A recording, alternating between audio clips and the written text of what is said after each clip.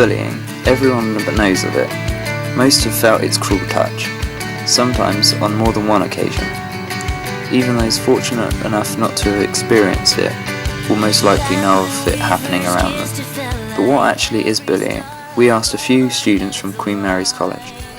When you're really horrible to someone for no reason. Physically or mentally make someone feel less than they actually are. Or do bad things to you and you're uncomfortable. Bullying is when you're being mean to someone for no reason. The Oxford Dictionary describes bullying as the use of superior strength or influence to intimidate someone, typically to force them into doing something. Around 45% of people have reported that they are bullied before the age of 18. Out of those people, 40% of those said that they were bullied based on appearance, while 34% said that they were targeted because of their sexuality, religion, or disability. Have you ever been bullied? Yes. Yeah. No, of course everyone's been bullied, yeah. We also interviewed a few gentlemen who wished to remain anonymous due to their experiences. Tell me, what is your definition of bullying? I think it's probably physical or verbal abuse to somebody who you're sort of in a position of control over, if that makes sense. It's when someone or a group of people decide to go out of their way to make someone else they see as weaker or inferior, to feel bad, and make them question, what they're doing. Is it worth it? Like, are they worth it? Yeah. The physical or verbal or mental abuse of another person. Have you yourself ever been bullied? Yep. Yeah, I have been bullied when I was in primary school. In primary school, I've been bullied for a few years, and it was not a nice experience, to say the least. Could you label any situations in which you were bullied? Well, I remember there was this one kid who used to chase me around the playground when we got out of lesson, and it sort of got to the knowledge that if he caught up with me, then it would be, he'd probably hit me quite a few times. So I remember these moments of sort of like looking back and seeing him following me from behind. A couple of my friends playing football on the field, and they'd come on and just start taking us all down. And one of them in particular would just start punching me just for the fun. There's one time in IT in secondary school I had to eat or throw coins back in my head during class. And what did you do about it? I told teachers, I told my parents, and my parents told the teachers, and they never really did anything about it. First I went to the teachers and organised a meeting, but nothing came of it. And they said, we'll sort him out, we'll talk to them, and they didn't. Even if they did, it didn't go so well because they just kept on doing it. So coming off, we just had enough, so we just stuck up for ourselves. I kicked the other guy in the shins, but he didn't seem to stop, so I think he was ignoring him or trying to. At what age do you think bullying starts? About the time you start college, people seem to grow up, then it's about 15. 15? I don't think bullying is something that really has an age to go with it. I think it definitely is more between primary school and especially secondary school gets a lot of it, but I think it stops after the sort of secondary school bit for most people. Really, it's when you find make experiments, bullies do it for the response, they do it for the attention. If they see you reacting in a way that they find fun, keep doing it, and this could go on until you're an adult. Alright, thank you very much. But despite how much hardship everyone suffers during bullying, just what do they do about it? Nothing, because no one did anything about it. I was a little about it, I guess. Absolutely nothing. We interviewed famed media teacher Sam Elliott on what he thought about bullying. So what's your full name? My name is Sam Elliott. What's the definition of bullying? That's an interesting question. I guess the definition of bullying is persistently making somebody feel bad for various reasons in various ways. Have you ever been bullied? Yes. And what did you do about it? Waited. It was a while ago, and it was all kind of, well, mostly physical based. So all I could do was just put up with it. Have you ever bullied anyone else? I hope not.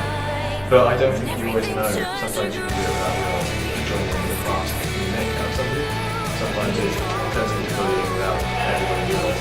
Sometimes the reasons that people bully need to be looked into, because it normally leads to something wrong with them as well. Rather than just punishing them, they're the ones who are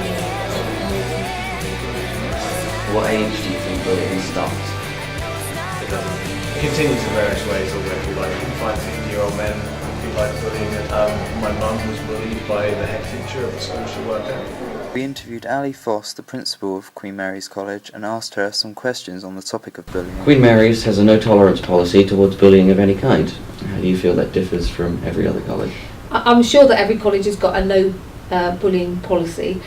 I think because our values are all about inclusion and all about everybody being valued, it kind of sits right at the heart of everything we do. So right at induction, on the very first day, I'm saying to people, you know, I have a no tolerance of intolerance policy here, and we try and make that part of absolutely everything we do. So bullying jars with pretty much all the values of the college.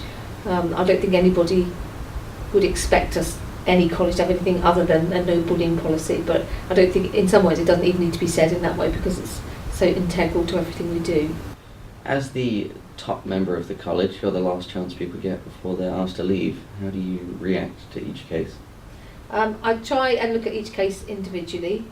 Obviously things are often more complicated than they appear on first seeing them, and there's always that double edge of how people perceive things. So, you know, should someone be given a second chance? You know, when would you allow someone to stay? When should you allow them to not stay?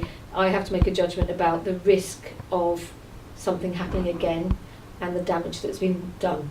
So if something is done that's so heinous that the damage is great, then that, you know, there's a kind of no return point there. If I think that someone has not learned their lesson, then obviously I couldn't possibly have someone staying in the college that I think is likely to cause more harm. So I have to work quite a lot of things. Often students have come here with quite troubled backgrounds up to now. This is a fresh start for lots of people, and people do make mistakes. That's fine. It's really the level of the mistake. Often there are lots and lots of other factors that are coming into play along there, so I'm trying to unpick lots of things before I make a decision. But it's about making an informed decision, I think, and trying to weigh up all the evidence before I decide whether someone stays or not. It's a very big decision from my point of view to ask someone to leave. You know, ending someone's education can be pretty catastrophic as well. What do you personally feel about bullying? I think it's cowardly. Often things come presented as bullying, and when we investigate them, it isn't as straightforward as that. So someone perceived bullying, often everybody in the ring thinks that they're being bullied, and often it's you know, the phrase Chinese whispers. So one person said somebody else has interpreted that as something else, and then, you know, around the bit everybody's piled in and fueled the fire. So often what appears on the surface to be a very simple case of bullying is not that. But it doesn't mean to say that's any less harmful, and often getting people around the table to hear how that feels can be all you need. So I've often had people who, once they've heard how what they've said has affected the other person, are absolutely horrified because that wasn't what they intended at all. So I mean, I think bullying, it is about, often when people are confronted with what they have done, they are shocked to find that they have bullied because that wasn't what they'd intended. Bullying in its purest form is just cowardly. It's just picking on the weakest person, isn't it? At what age do you think bullying stops? I don't think it stops at any age. I think it probably just gets called something else, harassment. But I think there's always, through history, it is about the powerful picking on the less powerful. And that can be nation states, can't it, as well as individuals. So I don't think there's any age at which bullying stops at all. I think people become more responsible for their actions as they get older, and certainly at a college like this, that is the age at which people, you know, once you get past 16, I don't think there is any way in which you can say, you know, you're not responsible for your actions. But I think bullying goes on from probably, you know, up to the age of 100 probably. I don't know if there are bullies who are 100 years old, but there might well be. It goes on in families, it goes on between peer groups, it goes on in the workplace. So, you know, I don't think it's age related at all. It's a word that's related to school, isn't it? But I don't think it is a school related term at all. A big cause of bullying right now is cyberbullying. What is your take on using the internet to bully someone? I think it's in some ways the lowest form of bullying because it can be so anonymous. and it's certainly one of the biggest forms of bullying. It's really easy to send something without thinking it through, and it's very easy to receive something and not be able to interpret it. You can interpret something that's sent to someone's face in a way you can't interpret something that's sent. A lot of what comes to my attention are things on Facebook or Twitter. People often think if they put something on Twitter, it is their property. And certainly we did a lot last year. We'll do something later in the year that about the whole kind of respect campaign that says actually if you put something about somebody on Twitter, you can be prosecuted for that. People get quite shocked if I can see people's Twitter accounts, but they're not their own property. So we had, obviously Yik Yak was a big incident last year, and I think students here handled that really well. And in the end, it closed down very quickly because students wanted that to happen. But that kind of really anonymous bullying is kind of the lowest form, I think. But it's damaging, and it's that bit I said before about fueling the fire. One person says something and everybody else piles in. It can be unbelievably hurtful because it's there and it's written on. A spoken word goes away, a written word stays there. And I think that's what causes so much harm. How do you think bullying has changed over the last few years? I don't think it has changed particularly. I think at QMC we have a high, very visible respect agenda, and as such we don't have a huge amount of bullying. What we do have tends to be more of the cyberbullying, and often where it occurs here, it's stuff that has happened in school.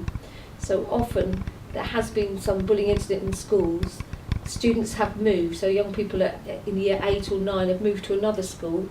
But of course, when you get to Queen Mary's, everybody's back. So often that's a kind of melting pot where those things rear their heads again. Well, thank you very much. Thank you. It's been lovely talking to you.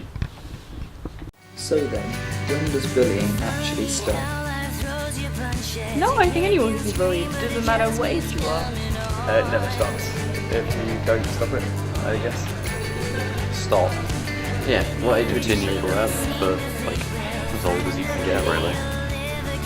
When people grow up and realise that there is a division between the both of it, and the moment they pass that, then yeah, it kind of stops. It's really when maturity really kicks in, and people start to think about their own actions instead of others. If you go away with anything from this video, it's this: bullying has no age.